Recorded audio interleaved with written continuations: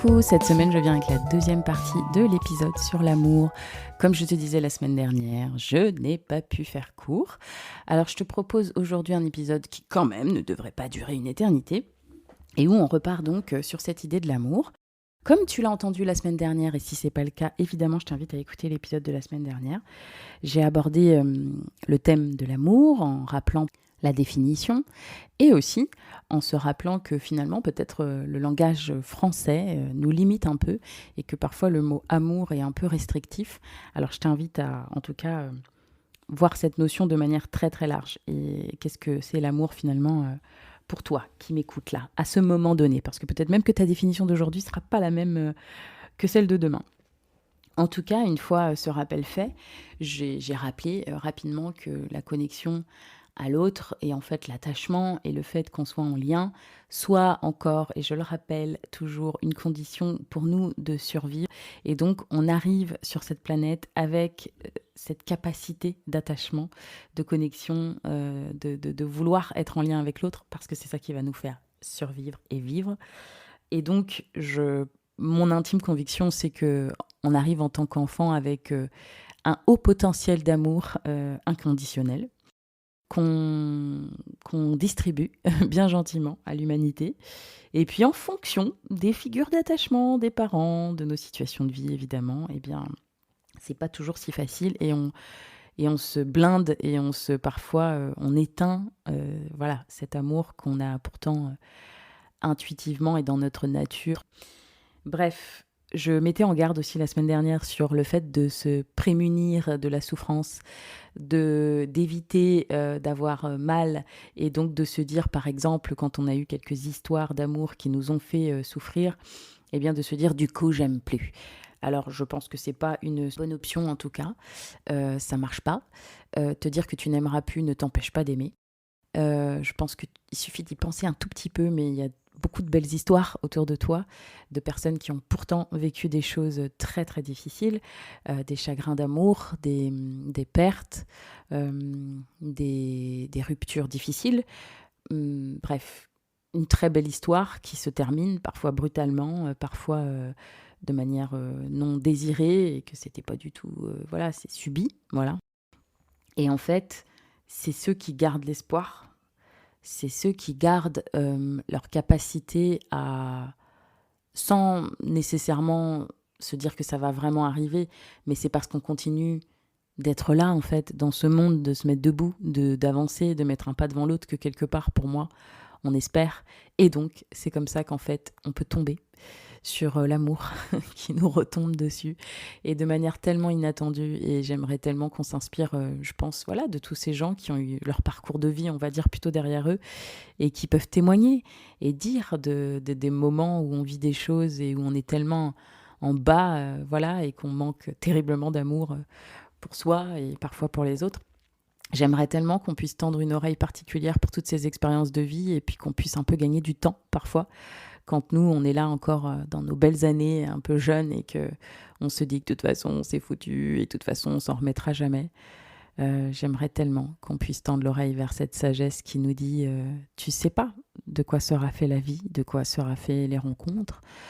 Tu sais pas, en fait. Et à ne pas savoir, sans doute qu'il vaut mieux continuer de respirer, mettre un pas devant l'autre et t'exposer au risque de l'amour.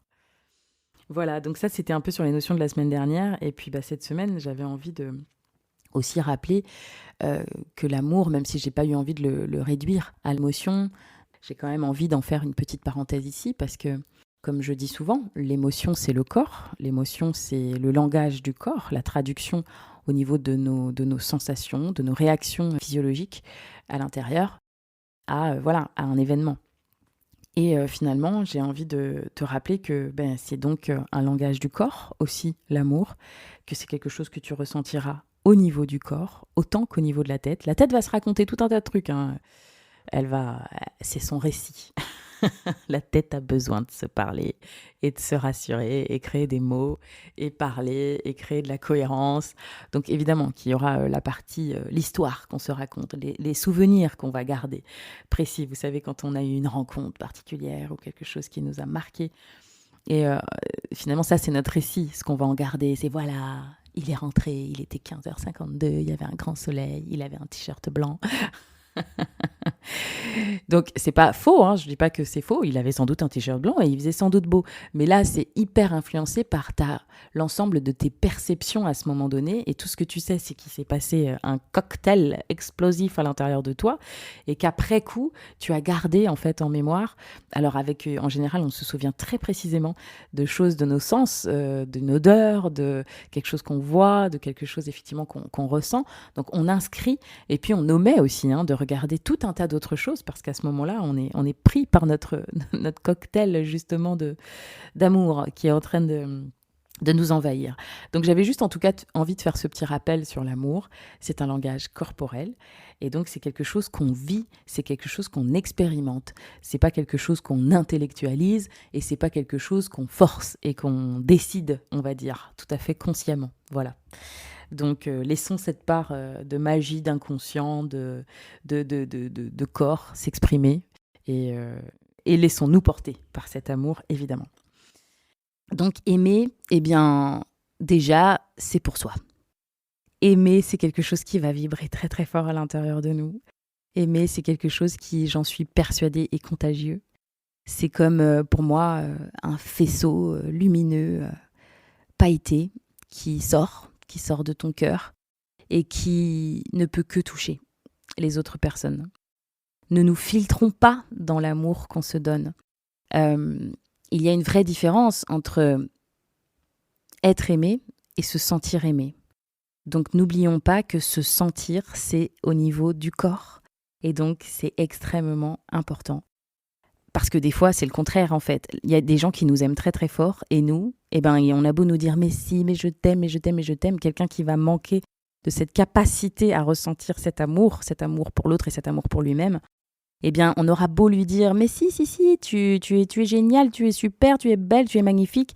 Si on a ces blessures-là, en fait, on va pas réussir à être rempli. Notre jauge ne va pas être remplie d'amour si on n'a pas guéri et accepté, en fait, qu'on pouvait être aimable. Donc, en fait, pour moi, on arrive comme des êtres purs, vierges, et d'une capacité infinie d'amour.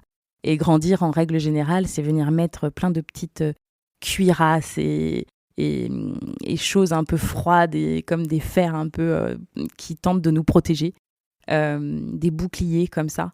Alors que le but, ce serait sans doute de venir ramollir un petit peu toutes ces structures et puis les faire disparaître totalement et revenir à cet amour qu'on a été toujours capable de donner et qu'on est digne de recevoir, qu'on mérite évidemment de recevoir. Donc, je pense que l'amour est un phénomène, certes, pour soi. Donc, n'oublions pas que parce que parfois, je vais dire à des gens, oui, mais si tu aimais cette personne, mais non, tu te rends pas compte. On a l'impression que ce serait un cadeau de faire à l'autre. On se dit, ouais, mais non, c'est trop facile, je vais pas l'aimer avec ce qu'il m'a fait, je vais plutôt lui en vouloir. Et là, ça m'amène à toutes ces réflexions sur un peu à l'image du pardon.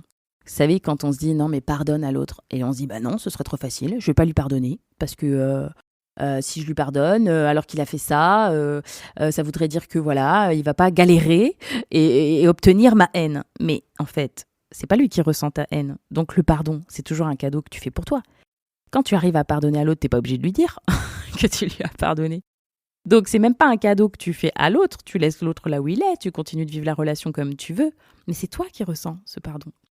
L'amour, c'est pareil en fait. C'est pas que un cadeau qu'on fait à l'autre, même si je suis intimement persuadée qu'il y a un phénomène de contagion, il y a un phénomène d'écho qui va être retrouvé en l'autre. Parce que quand on donne de l'amour dans ce monde, et je pense que je suis une personne qui peut en témoigner, pour tous ceux qui me connaissent dans ma vie personnelle, je crois que j'ai une très grande capacité d'amour et d'exprimer cet amour. Et quand l'amour sort de toi, qu'il est vrai, qu'il sort de tes tripes, qu'il sort de ton cœur, les gens le sentent et ça les désarçonne un peu au début, je pense, parce que on a tellement plus appris à ressentir ça, à se dire ça, que ça peut désarçonner. On peut se dire, mais qu'est-ce qui se passe ici? Qu'est-ce que cette personne essaie d'exprimer? Mais je peux le dire, dans 100% des cas, ça fait du bien. Ça marche, on le ressent fort pour soi. L'autre reçoit comme les effets secondaires de tous ces faisceaux lumineux qui sortent de nous. Et ça fait un écho plutôt positif chez l'autre. Donc ça va toujours réveiller le bon et le meilleur chez l'autre. Ne soyons pas avares de donner cet amour parce que le pire qu'on risque, c'est de générer de l'amour chez l'autre en écho. Donc c'est quand même un risque à prendre parce que souvent c'est assez... c'est un moteur de sagesse quand même, l'amour. C'est un moteur des meilleures décisions, c'est un moteur des meilleurs choix qu'on fait pour nous, c'est un moteur des meilleures réactions et comportements qu'on peut avoir. Donc, usons et abusons de ce moteur qui est là, qui est disponible, qui nous a été livré dans notre package de naissance, qui est une source infinie de bonheur en soi, et qui peut qu'irradier positivement chez l'autre. Et j'ai eu cette idée en voulant vous parler d'amour. Ici, sur la notion d'amour, je me suis dit, quel est l'opposé ? La notion la plus diamétralement opposée qui, je pense, vient à l'esprit de tout le monde, c'est la haine. Et ce serait le plus simple, finalement, de se dire, du coup, on a l'amour ou on a la haine. Et ça me rappelle ce courrier qui avait été rédigé par ce journaliste qui avait perdu sa femme au Bataclan et qui, le lendemain des attentats, ou si c'est pas le lendemain, c'est peut-être le surlendemain, a écrit cette lettre aux terroristes et qui a dit « Vous n'aurez pas ma haine ». Alors, cette lettre est magnifique, évidemment, et j'invite toute personne curieuse à lire cette lettre. En tout cas, ce que je trouve intéressant, c'est qu'il dit « Vous n'aurez pas ma haine ». Vous n'aurez pas ce sentiment qui est l'exact opposé de ce qu'on pourrait s'imaginer de l'amour. Et je pense que c'est le plus beau cadeau qu'il se fait à lui-même que de ne pas donner sa haine aux terroristes qui ont tué sa femme.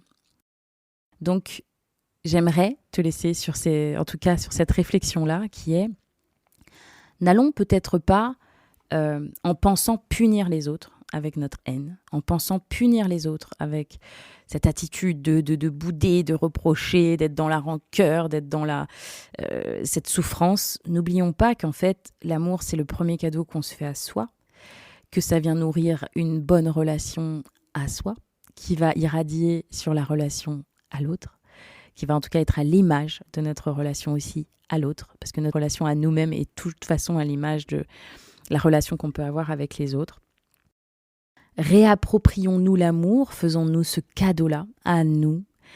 N'allons pas, en pensant punir les autres, vers des émotions particulièrement très mauvaises conseillères dans nos liens.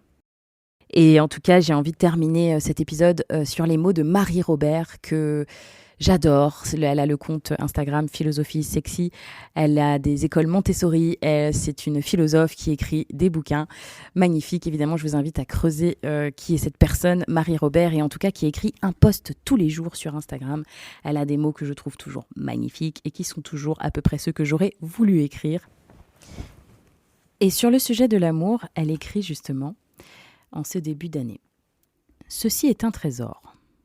Hier, alors qu'à nouveau j'écoutais une conversation dans un café, j'ai entendu une phrase qui m'a saisie en plein vol, à tel point qu'elle m'a réveillée au milieu de la nuit. Je n'ai pas d'amour.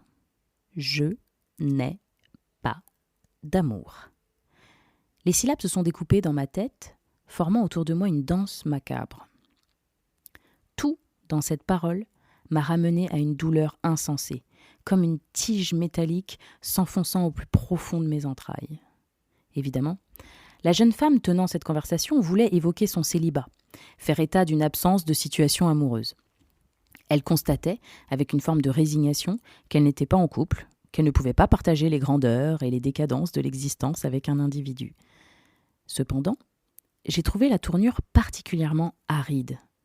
Bien sûr que l'état amoureux, lorsqu'il est vécu dans la grâce, donne envie de célébrer l'existence.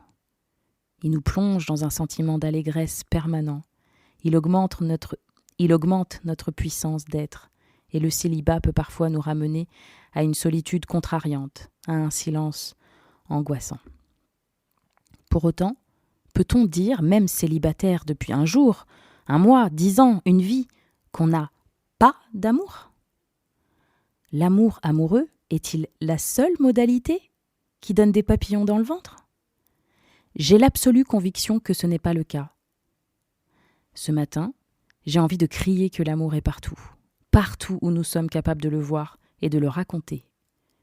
L'amour est contenu dans les sons, dans les images, dans les odeurs, dans le frémissement du vent qui secoue les arbres en janvier, dans les gémissements des hérissons cachés sous les feuillages, dans les mains des couturières qui cherchent à repriser une robe, dans l'arrogance des nuages qui annoncent la pluie, dans la détermination des enfants, dans la fidélité des amis, dans l'envol des oiseaux migrateurs, dans les vagues qui cassent sur le sable. L'amour n'est pas une situation, il est là, dans cette curieuse folie du vivant qui poursuit sa route coûte que coûte. Plus nous apprendrons à le voir, à le ressentir, plus nous le préserverons. Je vous souhaite de percevoir l'amour, toujours.